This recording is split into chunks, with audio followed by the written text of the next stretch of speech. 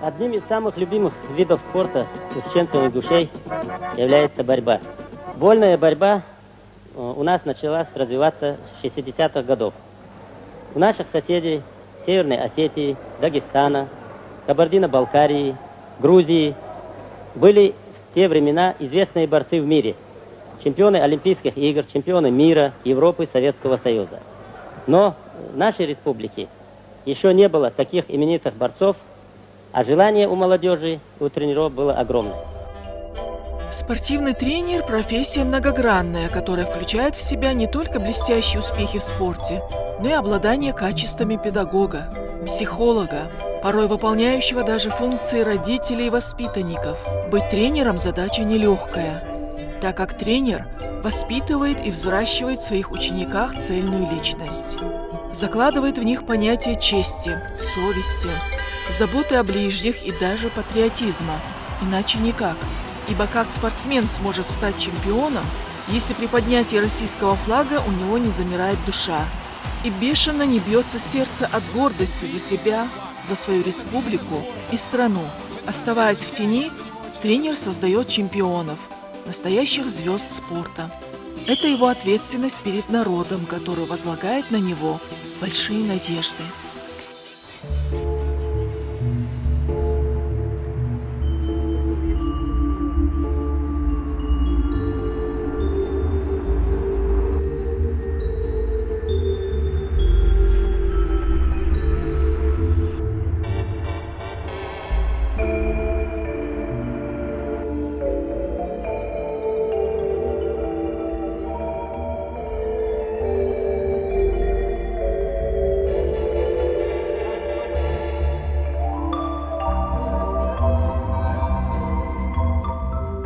Сегодня они идут сюда, на стадион «Динамо», как он раньше назывался, как много лет назад.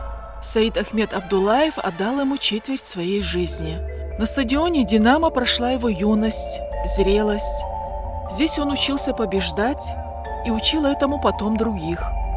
Выпускник Ленинградского техникума физической культуры и спорта, Института имени Лесграфта, Высшего военного общевойскового училища имени Кирова, советский борец классического стиля, призер чемпионатов Советского Союза, призер спартакиады народов Советского Союза, первый чеченец, ставший мастером спорта СССР международного класса, заслуженный тренер Советского Союза, председатель Федерации спортивной борьбы Чеченской Республики, судья всесоюзной категории. Его захлестывают эмоции от нахлынувших воспоминаний о том, как он стал спортсменом. Меня в одно время обидели. Я худой был. Такое в Алмате это произошло. Мужчина лет 30, наверное, такого сложения, как, наверное, мне кажется, туда штанги свалял, тут такое было. Я стоял, познакомился с девушкой, все. Впереди меня разговаривал, он подошел сзади меня вот так, за локти взял и вот так вот переставил. Все это девушка я уже не встречался, такой позор страшный я считал. И вот после этого я начал думать, какой-то вид надо найти, чтобы вот так не произошло больше со мной вот такие вещи. Действительно, потом случайно я попадаю. Чемпионат Казахстана идет среди юношей по борьбе, классическая борьба, Ерхал называлась, сейчас греко-римская. И меня старший брат пригласил, пойдем посмотрим там. Он чуть-чуть начал заниматься как раз тоже борьбой. Это я когда увидел, вот парад выходят там такие накачанные и начали бороться, приемы такие неожиданные, первый раз я вижу. Все, я влюбился. И 100% уже это мое. И вот с этих пор, когда приехали мы домой, я рвался в город и вот нашел. Вот занятия 1 сентября начались, 2 я уже в зале был, нашел, дал, все.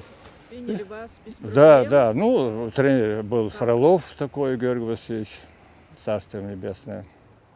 Хорошо отнесся. Вы серьезно, говорит, будете заниматься? Или так к себе пришли? Я со своим другом пришел. Я говорю, конечно, серьезно. Ну, и ни одно занятие я вот за 2 года не пропустил. Ни одно занятие. И 3 раза в неделю занятия были. Ездили в Партизанскую улицу, в центре. Тига жил в общежитии. И на трамвае мы ездили за вот это кольцо ДК Ленин. И у меня я выиграл юношеское первенство города этого Грозного. Среди 20-летних выиграл, среди взрослых вторым стал. Саид Ахмед Абдуллаев – 10-кратный чемпион города Ленинград, победитель открытого чемпионата Таджикистана, 7-кратный чемпион Вооруженных сил Советского Союза, чемпион Северного Кавказа по национальной борьбе, победитель и призер многих международных турниров.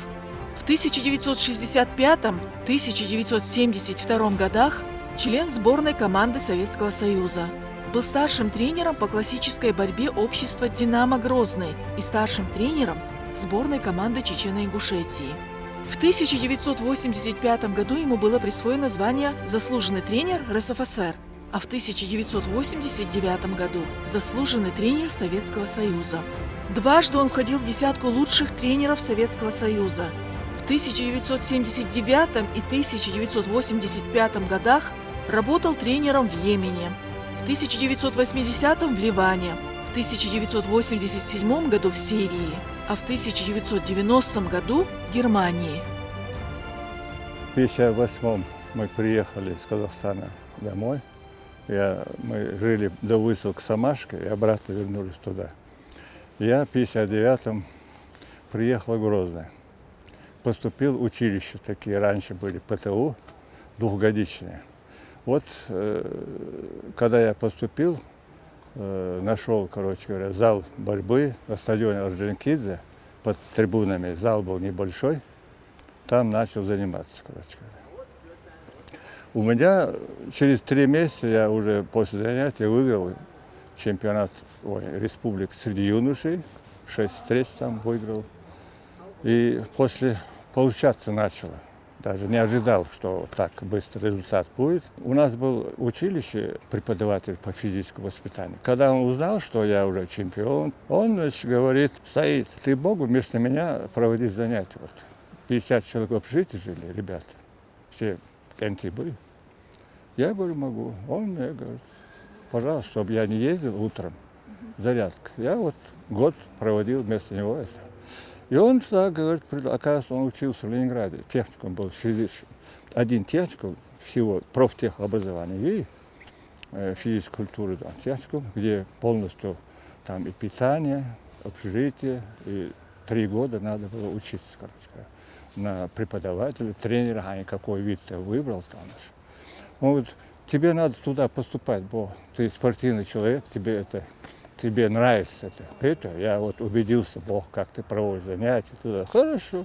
Раньше же не ездили куда хотел, сейчас ты можешь поехать, документ сдать. Тогда не было управления. И оттуда посылали документы вначале, оттуда ждали разрешения, чтобы приехать на экзамен. И я попал в Ленинград. 17 лет. Это 61 год. Вот. В 62-м я уже чемпион Ленинграда стал среди взрослых, мастер спорта. Выполнил. Сухая на этот значок смотрели вообще. Ой, божьи, зудри, уважали спортсменов. Сухая, уважительно относились. Этот техникум я окончил 3 года. Я уже прожил там почти что 12 лет. 12 раз я выиграл чемпионат Ленинграда, чемпион подряд. Да и вот разные весовые категории менял, 70, 78, там 82. Потом попал в сборную Союза. Был вторым на первенство Союза раз, потом еще раз третий был, еще раз. В общем, международный турнир выиграл в Венгрии, Финляндии, в Аханды. Мне стипендию платили, короче говоря, уже сборную Союза на сборах там. Алушта, Симферополь, база у нас была, Саказор, Сайки.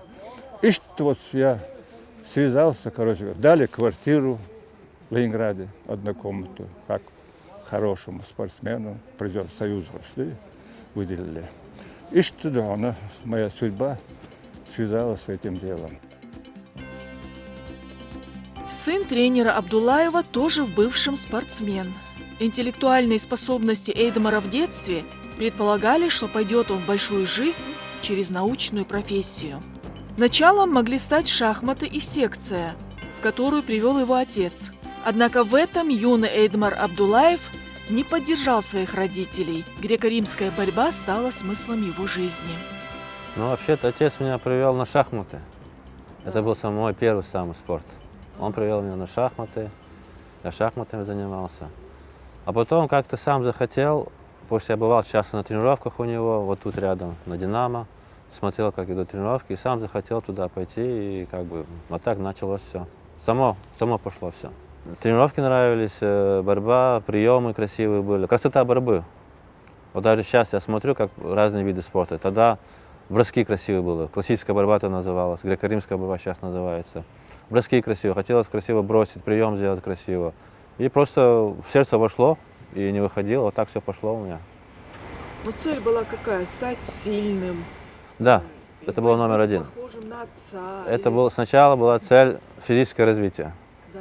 Стать мышцы красивые было, фигура была красивая, сильным быть стать. Чтобы и на руках ходить, и отжимания делать, и подтягиваться, и все. Это была номер один цель, физическое развитие. А потом уже дальше соревнования. И какие у вас были достижения? Достижения были на уровне городского, регионального, потом, потому что я поздно начал заниматься, война. Первое событие, которое произошло в Чечне, поэтому спорт был уже невозможен. И тем более, когда СССР развалилась, финансирования не было. Я тогда еще перешел даже чуть-чуть на баскетбол. Чуть-чуть баскетболом, именно перед началом тех событий баскетболом занимался. А потом все разрушилось, уже не до спорта было. За выживание.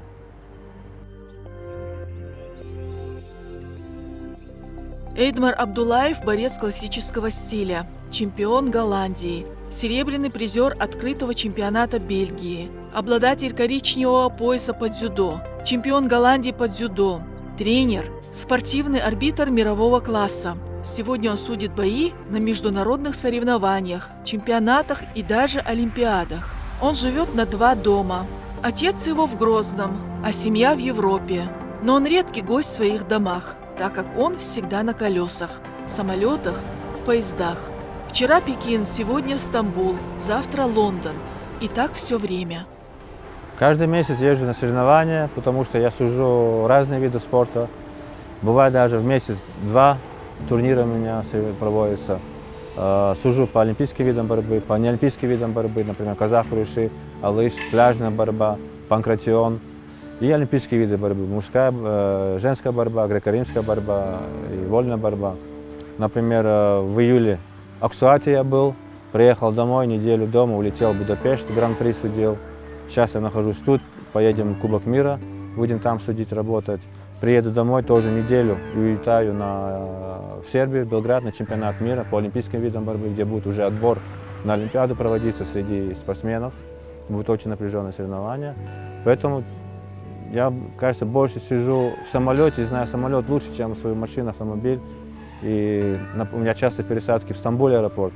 Стамбул аэропорт я знаю лучше, чем даже мой собственный дом.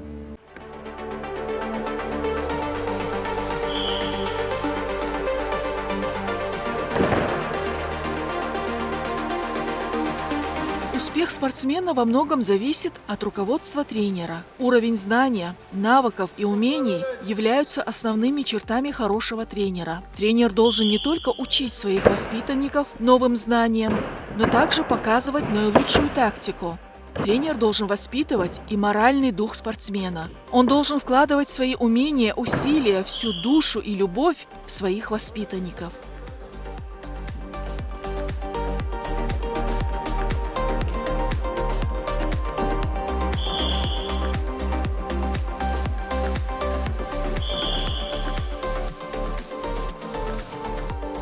Тренер – это подъемный конек любой спортсмен. Он изначально дик тренерный слой, а борьба дик даурюк. Тренер был кезгумдаци, сагатон, осан спортсмен хашиб исправляет. Шадолома. Кавер те обочку, бог шабега цубешку. Переживает отца на соревнованиях? Переживает, да, хил переживает, хил sarunājušā sūču šoviņu satrenirots, dogaldē, veži, момент чукла, думаю, отцовчего переживать, я шел тренерши ученикам. Не только там спортивное направление, показываешь там приемы, и физическую. У нас огромная работа проходит в воспитательном плане. Если тренер для них авторитет не будет, конечно, соответственно, он в зале себя вести не будет нормально и не будет выполнять те задания, которые тренер дает. И поэтому у нас основное направление – это воспитание ребят, чтобы они… И у нас есть свое даже, не говоря уже что-то там находить. У нас вот это чисто национальном традиции можно воспитать парня, чтобы он выпрямился, чтобы он был серьезным, чтобы был он полезный. И главное, вот ребятам всегда ты объясняешь, не обязательно ты станешь чемпионом там, мира, олимпийских чемпионов. Но если ты в жизни добьешься определенных результатов в любой сфере, считай, что ты добился. Некоторые в спорте добиваются, а если кто дисциплиной трудился, работал, если у нас через спорт не пробивается, но он сможет этим же трудом применить в другом направлении и стать полезным человеком нашего общества. А вот скажите, сейчас у вас в зале есть какой-нибудь вот такой результативный ваш ученик? В этом зале в данный момент несколько человек, которые там находятся в сборной России, которые сейчас недавно выполнили мастер спорта России. На тупиковом России стал до 24 лет, он стал призером, вторым стал он. Не, вот этот, который сидит, Зурма, в середине который. Это хороший результат, он в данный момент находится в составе сборной России среди юниоров до 24 лет. Это победитель, призер России, мастер спорта России Абубакаров Наиб. В этом году в юношеском первенстве России стал бронзовым призером. Так, дальше у нас. Вот есть у нас Исмаилов Ислам, Гигиев Малик, которые неоднократно становились победителем, призером первенства России. Гигиев Малик становился среди юниоров до 21 года, а Исмаилов Ислам среди юношек до 18 лет становился победителем, призером первенства России. Вот такие результаты. Но есть у нас еще ребята, которые сейчас находятся на сборах, их нету дома, которые на мира участвовали, выигрывали. Вот есть у нас такой Закриев Эрзу. В этом году он выиграл первенство Европы до 18 лет и первенство мира до 20 лет. У нас есть такой парень, Закриев Эрзу. В данный момент он находится на сборах. Это состав сборной России. Он в этом году среди юниоров до 21 года стал победителем Европы и победителем мира. И он был признан самым лучшим борцом за его результаты. Но он количество баллов себя очень хороший результат показал.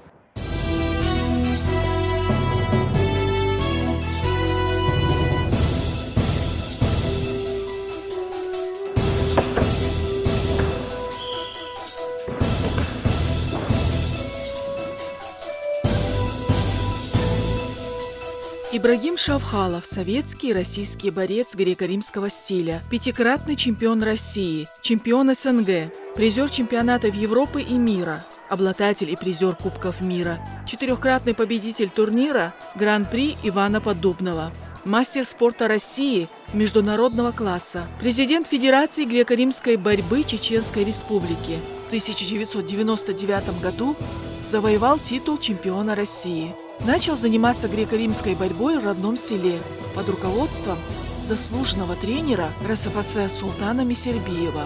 Сегодня он тренирует сборную команды России. Тренерская работа сама по себе является очень трудной работой.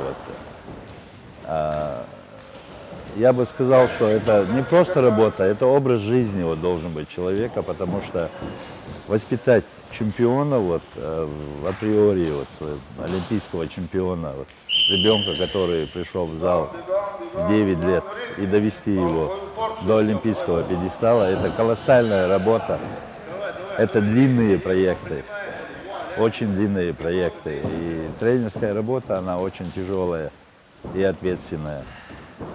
И не каждый хороший спортсмен может быть хорошим тренером. И Практика это и показывала, и показывает. 8 лет я работаю старшим тренером сборной России.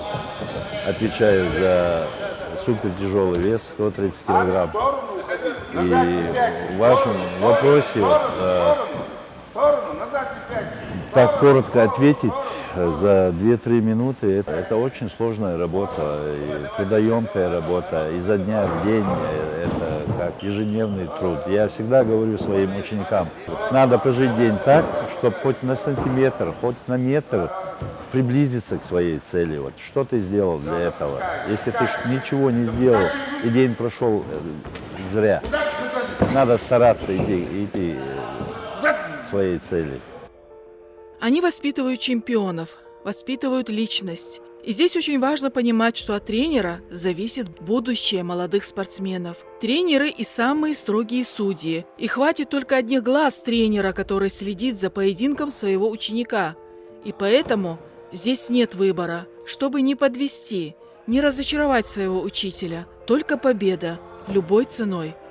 Сокол борьба, хавен, что инда, что борьба с Шварц тренер сам познакомить, но из первого тренера вора Шамсудеву, Асмаалари, по сегодняшнему день Бобяш, Хавошу, и вот я уже молодежки, Сиявелч, Эльбука, Бесланор, заслуженный тренер России, Хинцевой, главный тренер по молодежи, тоже то Тюнгороду опыт Хаицерес, Диксагуи,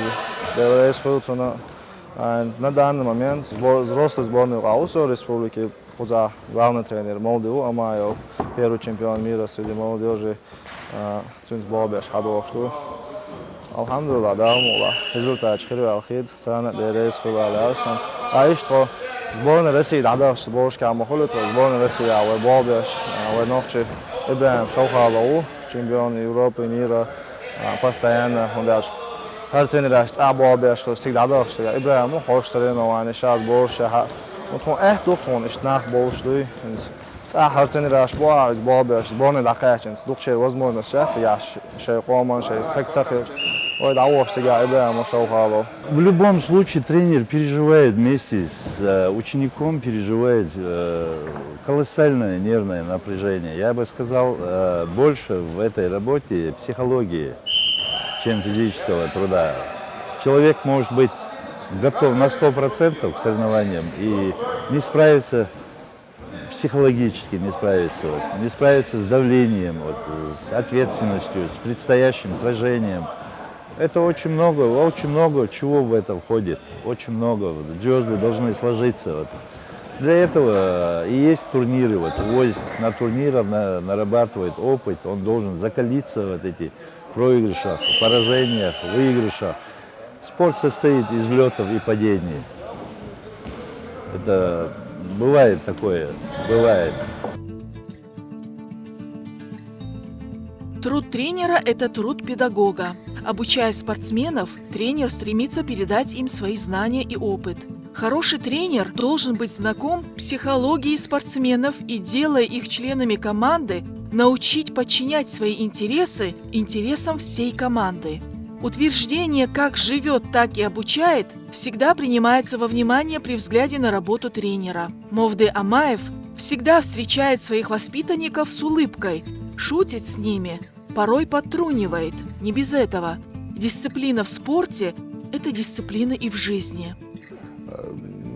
Все люди, человеки разные, у каждого разный характер, бывает, всякое бывает.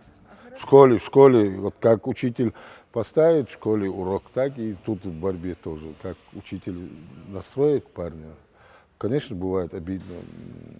Мне сколько проигрывал, было обидно. Где-то не дошел, где-то не доделал, где-то что-то сам, вот, конечно, бывает обидно. А вот 3 главных критерия победы. Самое главное, что должно быть? Самое главное, вот, как говорится, пословица есть, умный учится на чужих ошибках, дурак на своих. Самое главное, вот я сегодня ребятам говорю, ребята, учитесь на моих ошибках. Самое главное и в спорте, и в жизни – это дисциплина. Отсутствие, вот мой порок – отсутствие дисциплины. Когда был в молодости, вот сколько они за мной гонялись, все равно, и поэтому то здесь поездку в Финляндию проспал, то здесь на взвешивании проспал, то там не пришел. Самое главное в спорте – это дисциплина. И при этом вы стали еще тренером, да, главным тренером? Ну, это я потом стал. Это когда боролся у меня. Сейчас-то я дисциплинирован. Сейчас я утром уже 10:30, я уже в форме на ковре. Никогда не позволяю себе... Вот сейчас, видишь, у меня телефона нету с собой. У меня в тренерской телефон. Никогда не позволяю с телефоном по ковру гулять. И всегда просто каждому доходит. Мне дошло за 30 лет, когда было, дошло, что нужна дисциплина. Мовды Амаев тренер строгий, но не ругает за неудачи, а учит извлекать уроки. После тренировки всегда беседует с учениками, будто они его дети. Он объясняет им, как себя вести, чтобы не попасть в плохую компанию, учит помогать друг другу. Вот пришел ребенок в школу. Ну, ты видишь, что он там на двойке тянет. Ты же не скажешь, ты двоечник, иди домой. Так только тут человек приходит, он все равно, хоть и чемпионом не станет, но для здоровья ему это полезно. И ученые где-то почитали, что борьба на ковре, она помогает от компьютера, от телефона разгружать мозг. А почему, раз приходит, зачем ему говорить ребенку, слушай, ты бездарь? Вообще человеку как можно говорить, ты бездарь, иди отсюда. Ну и с другой стороны, это уже как бы семья у вас, да? Да, это все, это уже, вот ребята, они моложе моих детей, и они как, не то что как дети, как товарищи по работе. Надо выстроить отношения, чтобы они к тебе доверились. Если человек, вот сейчас он позвал парня, представляешь, на одном турнире выигрывает человека чисто. Через 2 месяца едем на чемпионат России, этот наш проигрывает, а тот, кого он выиграл, тот становится бронзовым призером. Значит, он где-то не разгрузилась голова, где-то зажался. Вот. А если ты не будешь с ними в контакте, то ты не сможешь этого парня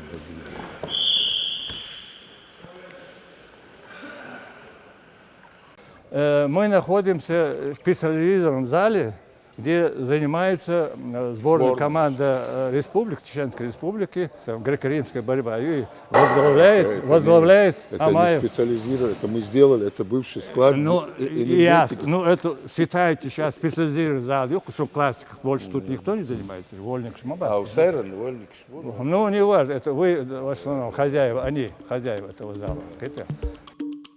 Мовды Амаев – ученик Сайдахмеда Абдуллаева. Сегодня его учитель – это самый важный его гость. Юные спортсмены еще не знают, что к ним пришел на тренировку именитый мастер, настоящая легенда чеченской вольной борьбы. Почему чеченской? Потому что борьба чеченских спортсменов – это отдельная тема, это особый стиль, это особый напор, это умение побеждать, во что бы это ни стало.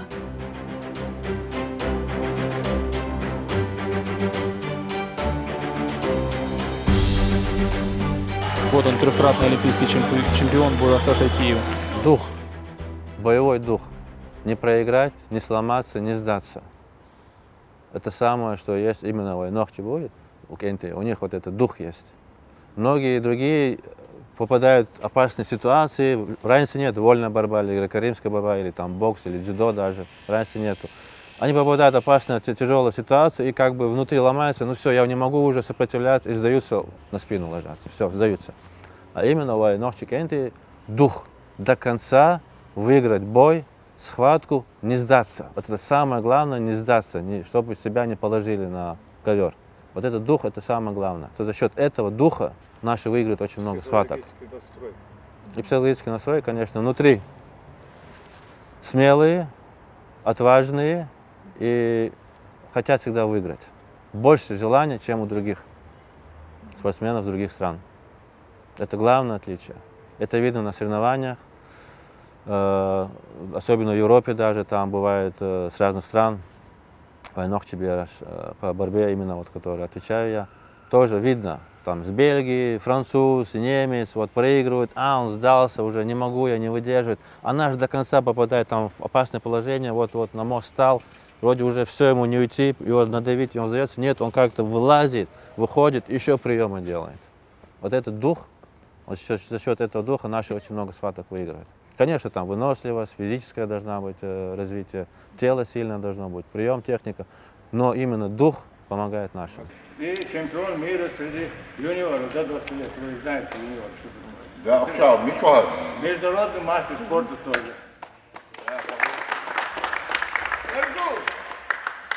Мой пост забрал он. Я 26 лет тренировал. Ну, сейчас... Ну, а пенсиваться, я вернул бы с удовольствием твоих помощников. Походил бы, у нас такой опыт большой уже. Его ученики, Путяват, Мулаев, Хаваш Бауди, чемпион СССР, обладатель Кубка мира. Дал где что Лимаев Адам, неоднократный победитель первенства СССР. Заурбеков, Хамид, Рахман, победитель первенства СССР. Абаев Аслаудин, чемпион СССР, чемпион Европы, чемпион мира. И ваш скромный слуга, ну, Амаев Молди, мастер спорта международного класса. Хочу представить, иди сюда, Арзу. Это наш легендарный тренер, в прошлом борец, первый мастер спорта СССР международного класса. Эрамов. Вот победитель первенства Европы и мира. Помолодишь, похлоп.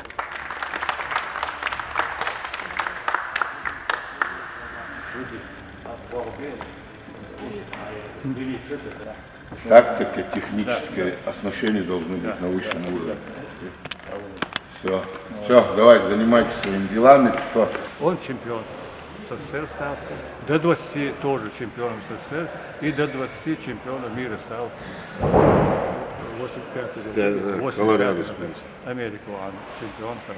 Добавь, первый среди Войнахов победитель первенства Да, мира. по классической борьбе. Вообще, по классической борьбе, да. Вольники были, а это классика. Это Фунзо, ну, среди взрослых там немножко... 3 раза Россию выиграла. Россия, Хаяхтана, среди взрослых Россия выиграла. 2 раза пятым на чемпионате СССР был. Вот. Возглавляет сборную команду Чеченской Республики по греко-римской борьбе. Старший тренер. От меня перенял, короче говоря, вот это. Не, ну от вас, Саид Ахмад, перенять это не надо учиться и учиться, потому что это, когда боролся наш тренер, его называли профессором борьбы. Вот посмотрите, покажи чуть-чуть, уши, видите, не поломанные у него. Да, кстати, почему не поломаны? Профессор борьбы. Вот у меня тоже, я кандидат, не профессор, но у меня тоже не поломан. А у этих, у всех, Адам Гигиев, у всех его называли профессором борьбы, звали. Кто? Саид профессор, потому что у него в арсенале были все приемы. Интеллигент, боролся интеллигентно, ну, профессор. Поэтому... Уши ломаются, знаешь, почему оригинально скажу? Когда часто на мост попадает, Да. тебя там, А он не попадал, а я попадал, сразу ложился. мало попадает, то вот у него это целый... Я редко попадал, но сразу ложился, чтобы не ломать уши. И так некрасиво, а тут еще уши поломаны. Первый мастер спорта Асмал и тренер, педагог, это от Всевышнего. Сила в человеке бывает заложена от природы, физическая и внутренняя. Но если нет в человеке внутренней силы, то физической не бывать. Сила духа Сайдахмеду Абдуллаеву досталась, по его словам, от отца и деда. Возможно, именно этот фактор повлиял на создание целой династии семьи Абдуллаевых.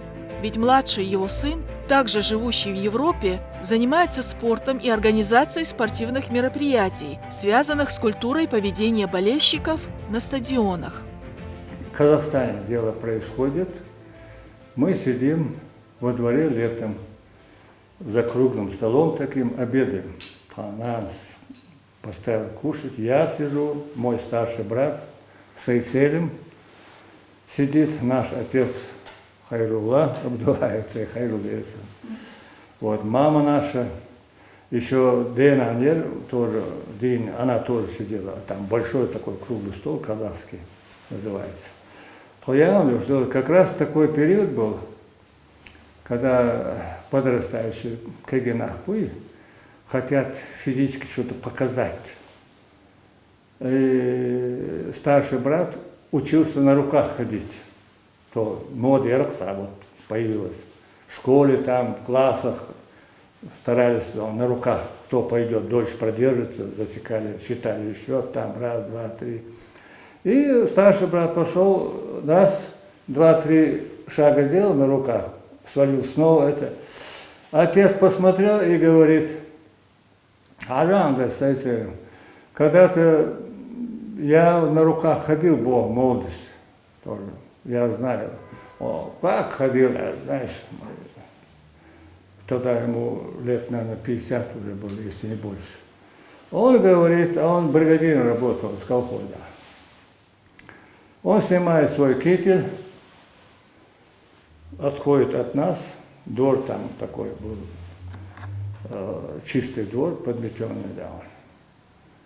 Становится на руки, метров 12, наверное, от стола наш, прошел туда и, не падая, обратно развернулся и обратно вернулся к столу нашему. Мы все вообще поразились, особенно там около Ошуи, он говорит, вот, да, как это, это, говорит, молодость, я, говорит, мы, говорит, в Самарсках там, говорит, она секретом приехали, да, говорит, чтобы обувь не снимать, через воду на руках заворачивали эти и на руках через водичку там. Через реку, да? Переходили, вот, поэтому. И для них это было обычное дело. Да, вот он говорит, ишт эликс, мы вообще поражены были. Ишт ихум она. Тоже, я тоже начал учиться на руках. Со временем около стенки стоял, потом 2-3 шага делал. Старший брат вообще научился. Через 2-3 дня он уже ходил, 10 метров мог пройти, такой физически готовый был. Да. Но там тогда еще мода была. Вот, в колхозе этом, где мы жили, был участковый казах. Лет 35, наверное, школу милицию, человек новый приехал. Он, где его этот частный дом, он там базировался, контора в Унгире. Он вытаскивал 32 килограмма гирю, ставил около дома. И все молодежь собиралась около него, что вот мой старший там, он с 38-го года был старший. Слухай, 16, 17, 18 лет было ему, его холорует он. Такие же мужики собирались. И вот кто больше там вот эту гирю поднимет, пробовали. И мой старший брат больше всех поднимал вот этот 32 килограмм гирю, хотя он по возрасту, там были женатые, там 25, кажется. Мужики были по 30, кажется. Мужики спали, и что вечером некуда, клуб умеется, приходили вот такими вещами, занимались. Вот такой одаренный был, физически уже готовый, что. Вот. Первый раз он пошел на борьбу в Казахстане. В Алмату мы переехали потом, он стал заниматься классической борьбой. И благодаря ему я тоже попал на соревнования. Мовды Амаев не раз просил своего учителя написать книгу об искусстве тренерского мастерства, как учебное пособие для начинающих тренеров. Тогда вот надо написать книгу на 25-30 страниц. Как подвести. Сейчас, вот сейчас эта борьба стала, вот за ковер вытолкал, вот сейчас любого поставь, ни один не может правильно делать бросок. Перевод Да. неправильно делает, потому что сейчас борьба. А вот Сейчас борьба стала, вот руку взял, вытолкал. Да, там балл. Всю технику. Вот одну ногу вытащил, уже балл дают. Кто вытолкал. Книга книгой, на написание и издание которой нужно очень много денег. Но знаменитый тренер согласился дать небольшой мастер-класс ученикам уже своего ученика Мовды Амаева. Стоит прием можно переходить. Вот я лег, сказал. Ага, да, переход. И вот стоит. Вот если нога вот так он расширил, и попадает между ног. Алло, вот эта рука опускается сюда. Хоп, уже только руку тоже надо держать, не отпускать. Бросок через спину вверх называется. Теперь вот отсюда можно перевод сделать. Зайти назад. Это вот отсюда, хоп, халат, еще проход на туловище, вот, отвлекающее движение вот такое. Хопа-ла. Это. И что вот разные есть варианты. Отсюда можно вот взять, адакал кликай. Все, я его уже скручиваю сюда. Вот и прием yok, короче говоря. Вот халас куйк. Так. Халас. Нет, как освобождать куйк? Освобождай руку. Понял? Вот куйк халас, многие сабы же не знают. Халас. Алло. Оп, бәр. Ерді, ер куйк. Одновременно ешь. Щекуйк, да? Хадак. Все. Вот такие мелочи. Ну, это тоже надо уделять внимание. Вот сегодня он мастер-класс показал. Я говорю, просьба к нему написать книгу. Ну, надеюсь, что... Не, я-то писать не умею, у меня образования нет. Диктовать будете? Не, перед мэтром я не могу диктовать. Я вам тогда в интервью говорю, это профессор борьбы. Его в СССР называли профессором борьбы, потому что захват, боялись ходить с ним в захват, потому что он с любого положения делал прием, клал, и это самое. Это как бы первая ласточка алая в греко-римской борьбе в войнах чеченцев и ингушей. Родоначальник. Да, считать, да? просто в советское время на Кавказе, у нас на Кавказе, классическая борьба на Кавказе, я имею в виду наш Северный Кавказ, Ростов, Краснодар, не беру, вот Дагестан, Чечня, Ингушетия, была всегда на первом месте вольная борьба. Да. И вот у нас чемпионы, вот первый, он чемпион СССР, вот пошли первые, это в 60-х, 70-х годах. Для спортсмена тренер – это образец для подражания.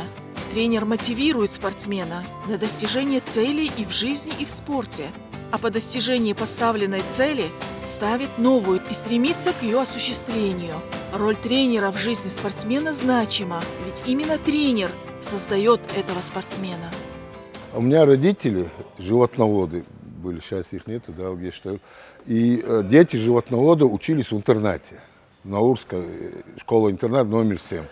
И в 1975 году, ну тогда вообще я не знал, что такое спорт, 1975 год, 10 лет.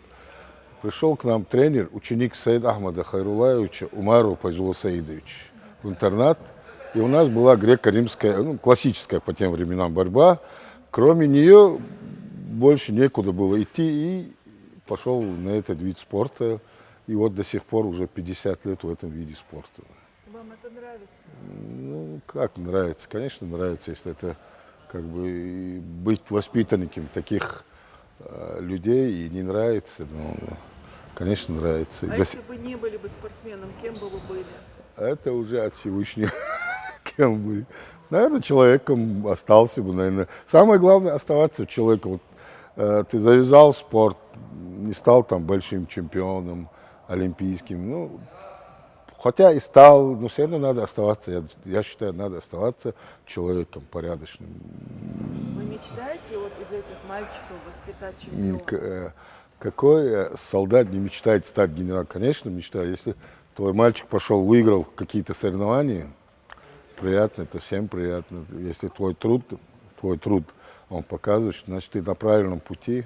Сейчас у нас с Наурской школы борьбы ездило 4 ребят на чемпионат мира, и на первенство, правда, попроигрывали, но один стал бронзовым призером, конечно, приятно. Это все плоды, как бы, Саид Ахмад приложил руку, потому что это ученики его учеников, его ученики, как бы передается по наследству. Да, преемственность поколений, да. Успех спортивной команды во многом обусловлен стилем руководства со стороны тренера. Широта взглядов, уровень знаний, навыков, умений, авторитет, любовь к своему виду спорта и воспитание настойчивости, умение сплотить дружный коллектив, разобраться в психологии спортсмена, решительность, требовательность, самокритичность, принципиальность. Вот неполный перечень качеств, которыми должен обладать тренер. Тренер, который, вот ребенка, родитель приводит тебя в зал, важнейший момент, как тренер будет обращаться с этим ребенком. Не отталкивать, получается, не получается, на это смотреть не надо. Главное дать внимание, чтобы этот ребенок захотел в следующий раз прийти в этот зал. Это очень важный момент. Есть ребята, которые приходят в зал очень хорошие, данные хорошие, у них физические данные хорошие. Но если он работать не будет, ничего не получится. У нас практически все ребята талантливые, но если работать не будет на ковре, тогда мало что получится у них. А ленивых вы отсеиваете? Нет, нет. Любой ленивый мальчик, он тоже может со временем переосмыслить, пересмотреть свое отношение к тренировкам. И может, я говорю, вот у меня вот в зале, вот я работаю в селе Октябрьском, Гродненского района. Вот ко мне в зал приходили такие ребята хорошие, с данными хорошими, но они отсеялись. Почему? Не потому, что они там, у них физические или там, функциональные данные плохие были, а просто не хотели работать. Вот, кто работает на ковре, вот у них получается, вот мы снимали сегодня вот Исаев, Хамид, вот из первого потока моего ребята, вот из них вот тот самый трудолюбивый был. Намного лучше, талантливые были ребята вот в зале, но он работал, он выкладывался полностью и до сих пор работает. И вот у него получается, да, результаты, несколько раз Россию выигрывал, международные турниры выигрывал. И дальше, да, надеемся, что еще результаты тоже пойдут у него. В перерыве тренировки я спросила у Эдмара Абдулаева, может ли мировой спортивный судья быть пристрастным в случае, когда перед ним на мировом ринге окажется его соотечественник? Может ли он быть менее внимателен к ошибкам чеченского спортсмена или более внимательным к ошибкам его соперника? Конечно же нет. Главное правило арбитра – беспристрастность и профессионализм. В каждой стране есть национальные категории, низшая и высшая. Если ты являешься судьей высшей национальной категории, ты подаешь заявку, я хочу стать международным судьем. На международном суде есть 3 категории, вернее 4. 3-я, 2-я, 1-я и олимпийская категория, международные. Сначала ты получаешь 3-ю категорию, потом вот так поднимаешься. Хорошо, а вообще, в принципе, чтобы стать судьей, что надо? Желательно иметь чуть-чуть опыт, особенно, чтобы ты сам боролся, поэтому я говорю, позиция важна, когда броски. Я вот тут стою, а бросы ушли туда, там бросок, я тут, это ошибка, огромное расстояние. Поэтому если когда борец, ты сам боролся, ты примерно знаешь, он сейчас бедро туда сделает, или вертушку туда, или там проход ноги сделать в ту сторону. Поэтому чувствовать надо позицию на ковре, чутье должно быть. Но многие судьи не из борьбы, просто так как-то пришли, особенно с европейских и западных стран. Они сами борьбой не занимались. И вот так судят, и бывает, ошибки случаются. А так, если у самого опыт есть как борца, ты уже примерно знаешь, как двигаться на ковре, куда, вот зона у нас оранжевая, пассивная зона, если кто часто заходит, вот мы боремся, судья уже определяет, я пассивность, вот. Но бывает момент, он выталкивает, я захожу, я бросок делаю, мне дают оценку. Вот тут тоже судья ошибки делает. Многие судьи останавливают, когда я зашел, стоп, останавливают, балл дают, но надо ждать, у меня одна нога только. Потому что я могу развернуться и его бросить. Могу получать 4 еще балла. Да, тут борьба быстро все. Особенно вот эта проблемная часть, где заход, бросок, или в ноги там проходы бывают, или в партере. Да, я показываю, у нас 3 судей. Раз судья, боковой судья, руководитель ковра. Они записывают, я показываю пальцами. Еще есть видео, протест кидает, например, он его бросил на 4. А тренер говорит, нет, там 2 балла. И продается видеопротест. И тогда жюри там сидит, смотрит телевизор, правильно или неправильно.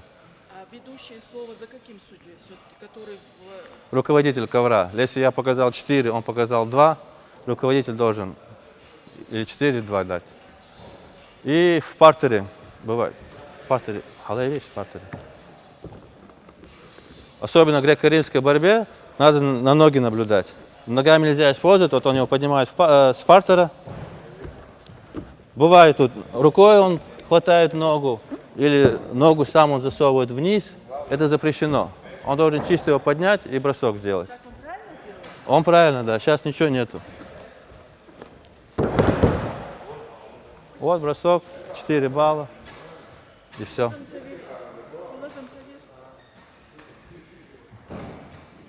Вот такие ситуации бывают на ковре. Поэтому многие думают, судьей легко. Главное опыт набраться, надо знать правила, но самое главное это позиция. Как бросает, куда бросает, смотреть, кто бросает. Может быть, он его на 4 балла бросит, бедро, а он ему накатит еще, сделать контратаку. Тоже такое может быть. Ты должен сразу 4 показать, 2. Быстрее будет действие на ковре. Хаджа, а почему ты выбрал вот греко-римскую? Что тебе в ней нравится? Ну почему не другой спорт? Дзюдо, там, карате. Это ж так красиво, зрелищно, ногами махать. Вот это тебе больше нравится, да? Я должен сказать, я был вот сейчас на Олимпиаде в Париже, я видел разные виды спорта. Дзюдо особенно я смотрел. Сам когда-то чуть-чуть дзюдо занимался. По зрелищности, борьба красивее. Вот как он сейчас делал, красивый бросок. Самый лучший, красивый, зрелищный спорт – это борьба. А вот судить легче или заниматься борьбой, в соревнованиях участвовать? Я думаю, бороться легче. Все от тебя зависит. Ты решаешь схватку, выиграть, не выиграть. Бываешь в разных тяжелых положениях. Судить за каждую мелочь тебя могут, скажем так, снять или надавить, или критиковать, или жалобу подать. За каждую любую мелочь ты уделяешь много внимания. Там, я устаю больше от судейства, там чем от находятся люди, которые смотрят каждый игру. Специально наблюдают. Да, комиссия. Жюри, обязательно. комиссия, 3 человека или 2 человека. Наблюдают, снимают, все, ошибку. В борьбе я поборолся, закончил, ну проиграл, выиграл. Он один виноват. Все, я ушел, там тренер сказал, молодец, или наоборот, ты ошибки там сделал, ушел. А в судействе нет. Вот на Олимпиаде сейчас судил я. Все ждали спортсменов с России, потому что все равно уровень хороший, сильный. Даже простые спортсмены или даже из других видов спорта приехали россияне, потому что как только россияне приезжают на соревнования, сразу уровень выше и интереснее становится. Это, конечно, они не приехали, был минус. И из-за причин, которые не приехали, все знают. Сложность управления в спортивной тренировке заключается в том, что нет возможности непосредственно управлять изменением спортивных результатов. Фактически тренер управляет лишь действием, или, иначе говоря, поведением спортсмена. Он задает ему определенную программу упражнений, тренировочную нагрузку и добивается ее правильного выполнения, в частности, правильной техники выполнения движений. Ногу. Нога уходит, но ты на колено не падай. Основная задача тренера – раскрыть потенциал спортсмена. В первую очередь тренер сам должен быть дисциплинирован во всех отношениях. Он, во-первых, не должен опаздывать на тренировку. У него должен быть на тренировку, когда приходишь, у тебя уже готов должен план быть. И спортсмен должен чувствовать всегда ответственность за каждую тренировку, которую он приходит. Если тренер не поставит вот такие условия взаимоотношений с учеником, условия ответственные, дисциплинированными, чтобы был спортсмен, если поставить такие условия, конечно, большого результата добиться будет очень тяжело. Поэтому первая очередная задача тренеру в первую очередь сделать атмосферу в зале, чтобы у спортсмена была дисциплина. Дисциплина заключается не только там вот, во время тренировок выполнять задания. Это заключается во всем. Когда ты приходишь на тренировку, ты должен прийти тренировку за полчаса, за 15 минут раньше времени, чтобы ты переоделся и вовремя стоял в строю.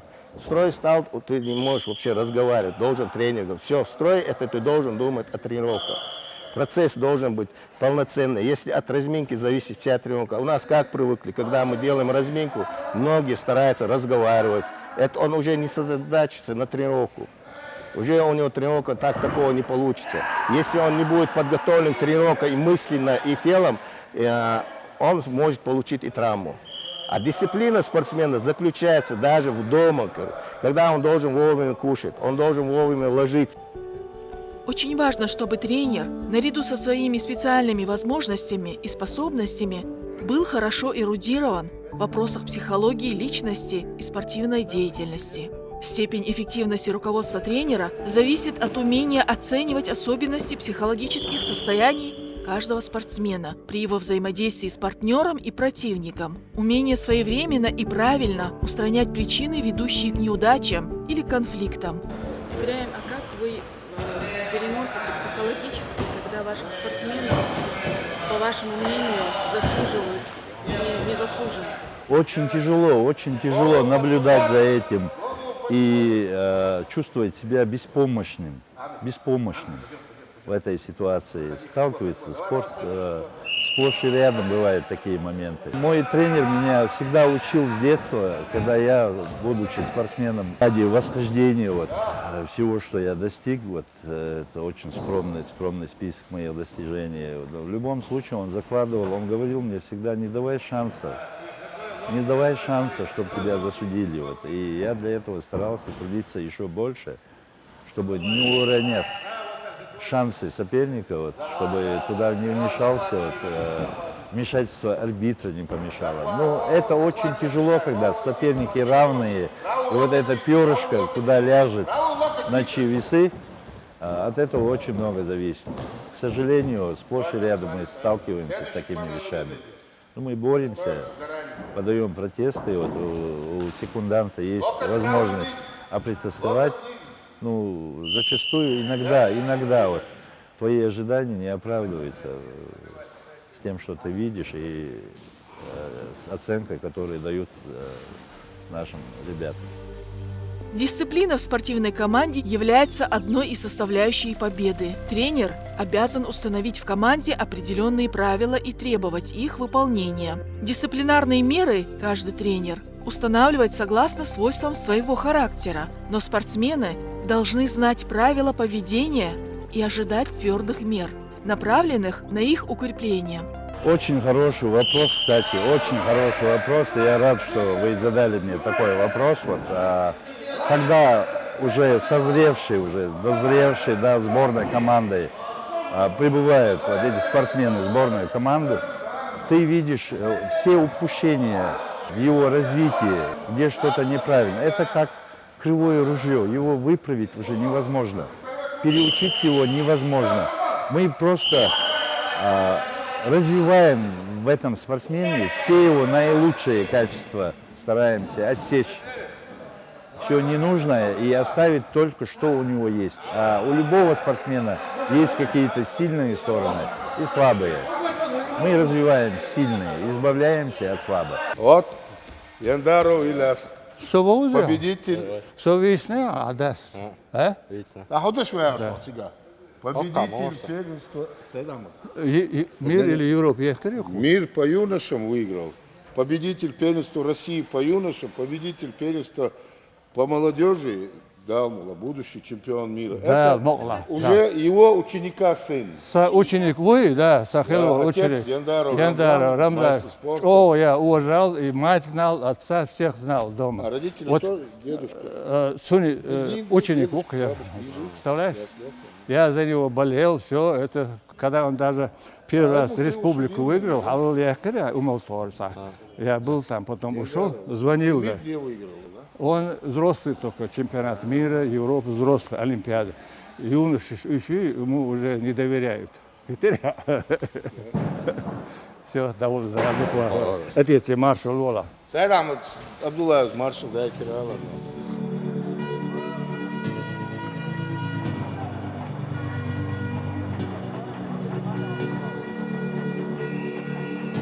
Учишь других, значит, учишься и сам.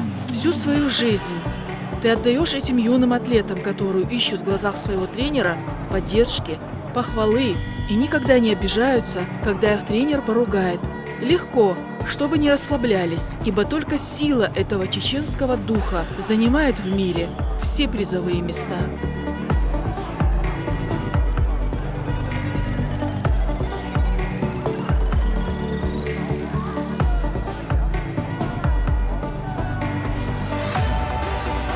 Каждый спортсмен, он не похож, они не похожи друг на друга. И психология у каждого разная. Конечно, индивидуальный подход к каждому спортсмену. Для этого и занимаются дети десятками, сотнями тысяч ребят занимаются, а пьедестал один. И селекционирует, на пути к победам, выращивать надо. Это очень тяжелый труд. Никогда не показываю свое волнение. Хотя, пока я не погрузился в тренерскую работу, я даже не подозревал, что напряжение, которое испытывает тренер, Это колоссальное нервное напряжение, как поется в песне. Дай Бог всем здоровья и долгих лет жизни. Тренеры живут недолго. Недолго. Вот. До старости редко кто доживает, потому что напряжение колоссальное, колоссальное. Легче быть спортсменом? Я думаю, что легче быть спортсменом, чем тренером по напряжению. И все это напряжение тренер должен в себе скрыть от соперника и от своего ученика, и чтобы он не почувствовал волнение тренера. Это очень важно. Это и есть психология. Настроить его правильно. Где-то сбавить накал напряжения простым разговором, или пойти прогуляться, или чай попить. Им нелегко сегодня заниматься спортом. Многие приезжают на тренировки из дальних сел. Кроме того, они учатся в разных учебных заведениях. И иногда вместо того, чтобы помогать своим студентам, некоторые преподаватели ведут себя по отношению к ним, как бы это покорректнее сказать, непрофессионально, говорят тренеры. И хочется сказать этим преподавателям: посмотрите, с каким трудом и потом эти юноши сражаются за победу, которую они завоевывают для нашей республики и для нашего народа. Я никогда их не ругаю за мужество, проявленное в борьбе. Могу поругать за малодушие. И ценится в борьбе характер. А характер – это на что ты готов. На что ты готов ради победы. Потому что все медали лежат за чертой твоих возможностей. За чертой своих возможностей. Чтобы добиться успеха, я говорю о высших целях. Я не говорю о просто соревнованиях каких-то. Если у человека цель стать олимпийским чемпионом, он всегда работает за чертой своих возможностей. И кто это может делать, Как будто выше себя прыгнуть приходится. Да. Это люди, которые испытали это, кто это испытал. Я думаю, что они понимают, о чем я говорю. То есть это на пределе, да? Я всегда говорю, объясняю, привожу примеры. Если в ваших возможностях есть забор, предел ваш, то ваши медали лежат за забором, надо перепрыгнуть через это. Вот так настраиваю, объясняю, потому что как бы ты ни тренировался, никогда не бывает легко. Никогда не бывает легко. Я всегда говорю, всегда будет тяжело. Всегда будет тяжело. Где-то больше, где-то меньше. Если будете сосредотачиваться на своих ощущениях, никогда не добьетесь успеха. Сосредотачивайтесь на цели и достигайте ее любыми способами, дозволенными. Подводя итоги, можно сказать, что выбор тренера – это один из важнейших вопросов при построении спортивной карьеры. Успех тренерской работы в значительной степени зависит от того, как строит он свои отношения со спортсменами и командой.